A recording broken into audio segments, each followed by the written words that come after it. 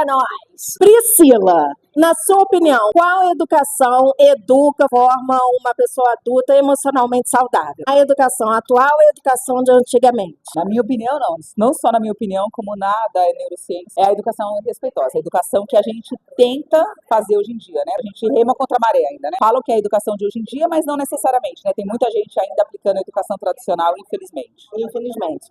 A Priscila, gente, nada mais é do que a pessoa que está organizando esse evento aqui. Amiga, vem cá!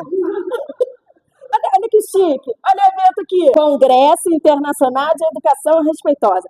Priscila, o que é educação respeitosa? Educação respeitosa é você tratar as crianças e os adolescentes como sujeitos de direito. É você entender que existem fases diferentes de desenvolvimento, que a gente não pode criar expectativas irreais sobre as crianças, coisas que elas não podem corresponder. E a educação respeitosa, ela acredita que a criança e o adolescente aprende pelo exemplo, com consistência, persistência, paciência, que não adianta gritar, não adianta humilhar, que isso é contraproducente. Inclusive, você vai ter o efeito contrário. Às vezes, até a criança deixa de fazer algum comportamento, mas não porque ela aprendeu, mas porque ela ficou com medo. Porque quando você está com medo, você não aprende. Você pode até deixar de fazer alguma coisa. Então, a educação respeitosa, ela é contra a humilhação, ela é contra castigo, ela é contra a violência, obviamente. Lembrando que tudo isso que ela está falando está no Estatuto da Criança e do Adolescente, e isso é crime, tá, galera? Atenção nessa parte importante. Exatamente. Primeiro, uma coisa muito importante é que a educação respeitosa, ela vê a criança como uma pessoa boa. A educação tradicional acha que a criança manipula, acha que a criança vai fazer as coisas para testar os nossos limites, que esse é o objetivo deles. E não. A educação respeitosa, ela não é que ela vai deixar as crianças sem limites.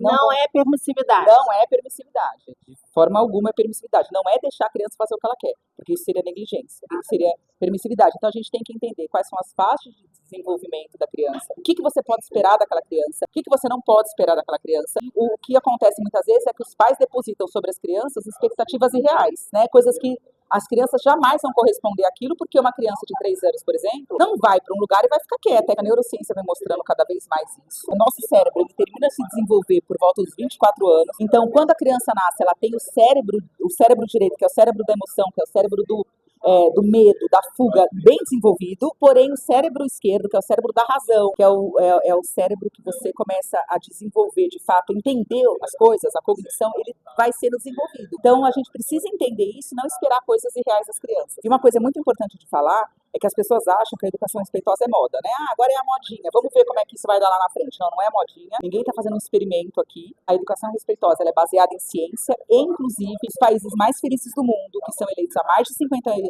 os países mais felizes do mundo, são países onde a educação respeitosa é aplicada, onde bater em criança é impensável, onde gritar com criança é impensável, onde humilhar a criança é impensável. Então, vem dando certo isso há décadas, não é uma modinha. Infelizmente, isso chegou no Brasil há pouco tempo. Se você for pensar que na Suécia, por exemplo, é proibido bater em criança desde 77 ou 79, mas assim, da década de 70. E no Brasil isso é super recente. 1990 que surgiu o Estatuto da Criança e do Adolescente. E mesmo assim, a lei da palmada, ela é de 2014, se não me engano. Então ela é muito recente, né? Então até uma década atrás ainda podia bater em criança, era permitido. E não que hoje, infelizmente, a gente não veja, né? A gente vê muito, e assim, gente, fica a dica, cuidar das crianças e dos adolescentes não é uma coisa só do pai e da mãe, é da sociedade toda. Então, assim, quem vir alguém batendo numa criança tem que intervir, assim como você veria se você visse um homem batendo numa mulher, ou batendo num idoso, ou num cachorro, né, ou num animal. Então é ilegal, não é permitido, e a gente tem que realmente educar a população para que isso se torne impensável, para que as pessoas vejam alguém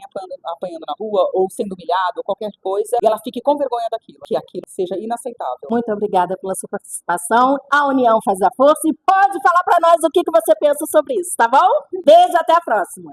Obrigada.